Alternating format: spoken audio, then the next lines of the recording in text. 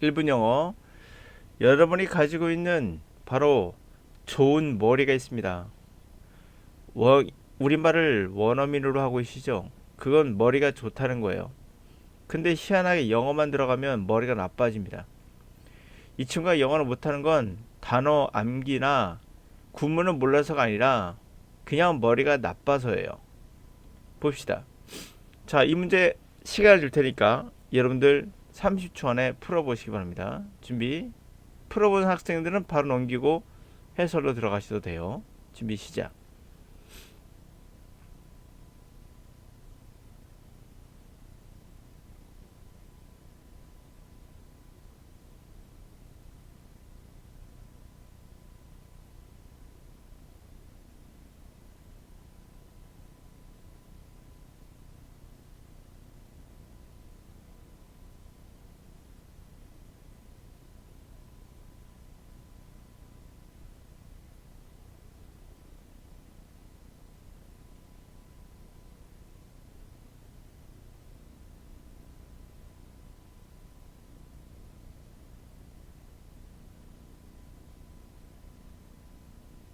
네, 시작하겠습니다.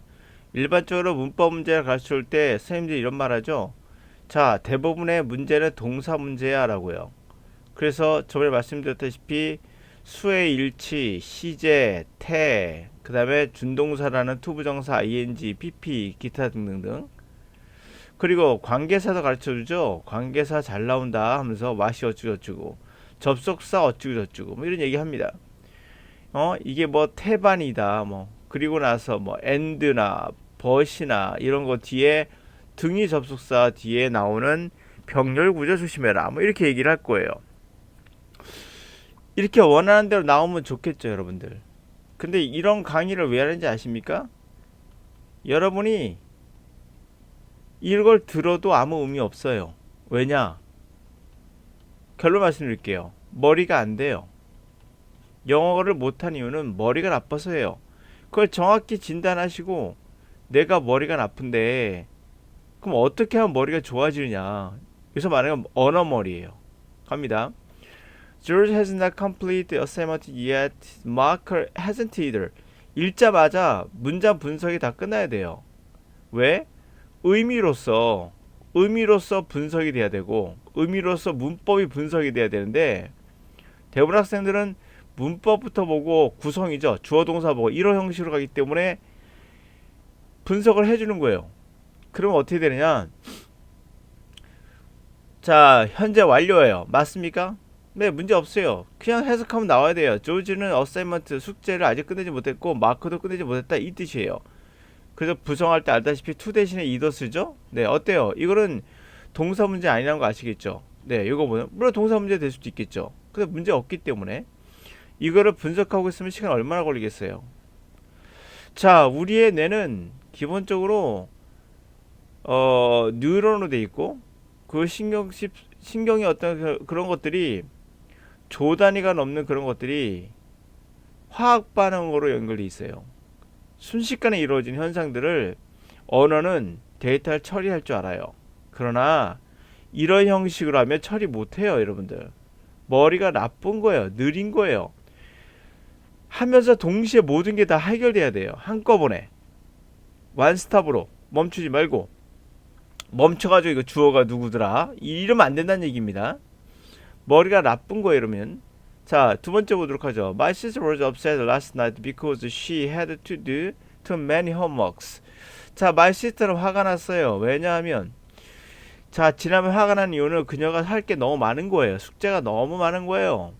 뭐 시제 같은 거나 뭐 대충 가들어도 의미상 별 특징이 없어 보이죠. 2번 가볼까요? 자, if 이거 내가 알겠어. 가정법 과거 완료구나. 좋아할 거 하나도 없어요. 이거 정답 아니니까.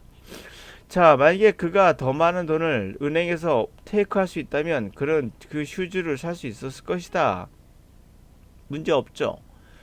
자, 4번 so quiet. It was so quiet in the room that I could hear the leaves being blown off the trees outside.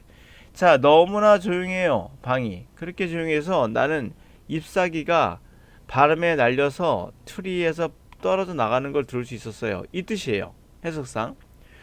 자, 그러면 잠깐만 보자. here는 지각동사네. 목적어고 ing 괜찮은데 이거 수동이네. 보니까 be 플러스 pp니까 바람에 날린다가 맞는 건가?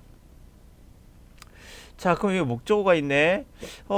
블로 오프가 바람에 날려 떨어진다는데 목적어가 있어? 그러면 이 능동태 아닌가? 아유, 고민스러워라. 이러면 게임 끝난 거죠. 그쵸? 게임 끝난 겁니다. 적는 몇 번인지 아세요? 동사 아니에요. 바로 호목입니다. 호목. 정답은 2번이었어요. 동사 문제가 아니라 명사예요. 호목이란 건 우리가 익숙하게 숙제란 말이 뜻이죠. 우리는 숙제란 말 할 때요.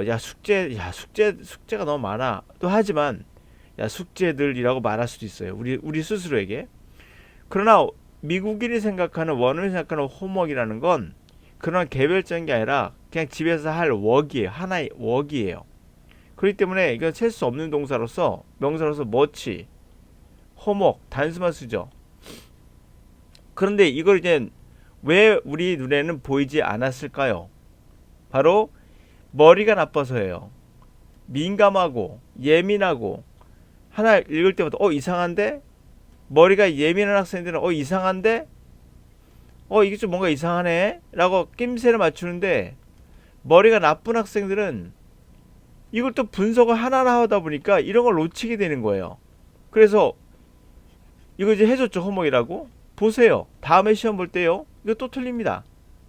예, 또 틀릴 수밖에 없어요. 머리가 나쁘니까 감지를 못하는 거예요.